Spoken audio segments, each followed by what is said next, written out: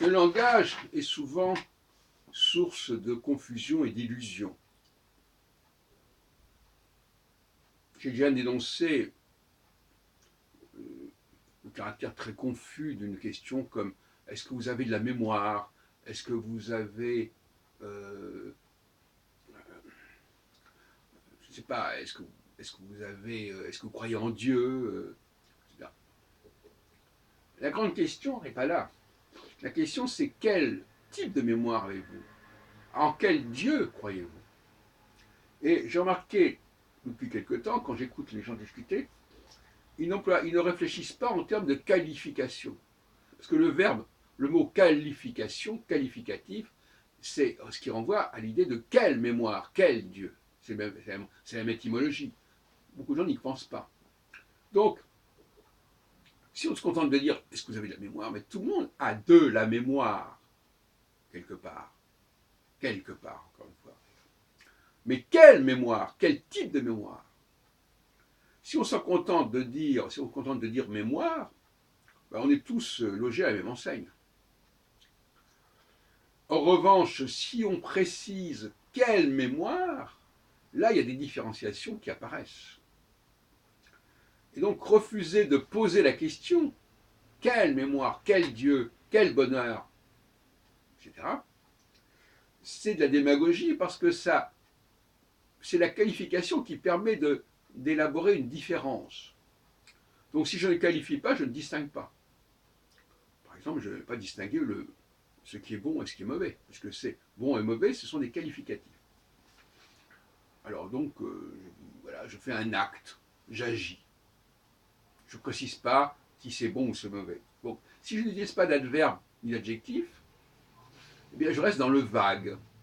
Bon, je n'ai rien contre le vague, j'en ai parlé l'autre jour, le vague, c'est ce qui permet l'abstraction. Et d'une certaine manière, effectivement, ne pas qualifier, c'est effectivement se réfugier dans l'abstraction. Et dans l'abstraction, tout le monde se vaut, tout le monde est pareil, tous les chats sont gris. Donc, il y a là une problématique compliquée parce que, d'une certaine manière, il faut qualifier, mais en qualifiant, on précise, en précisant, on est dans la mémoire, et la mémoire peut bloquer la réflexion, peut bloquer l'abstraction. Et l'oubli, c'est justement ce qui permet l'abstraction. Quelqu'un qui n'oublierait pas, qui répéterait tout le temps la même chose indéfiniment pendant des années, ben, ce ne serait pas forcément génial comme façon de faire. Mais quelqu'un qui aurait peur de se contredire, de ne plus dire ce qu'il a dit avant, en vérifiant qu'il va répéter exactement mot pour mot ce qu'il a dit avant, c'est un problème aussi, vous en conviendrez. Donc, préciser, d'une certaine manière, c'est nécessaire, c'est sain, ça évite les confusions, mais oublier, c'est-à-dire de prendre de la hauteur, de prendre de la distance pour voir les choses plus globalement, c'est pas mal non plus. On disait que les émigrés n'avaient rien appris ni rien oublié. Oui, c'est ça le problème aussi. La mémoire, parce qu'on parle de la mémoire ici, la mémoire est la meilleure et la pire des choses. La mémoire empêche le pardon, empêche l'oubli. La mémoire nous ramène au passé, nous ramène au passif.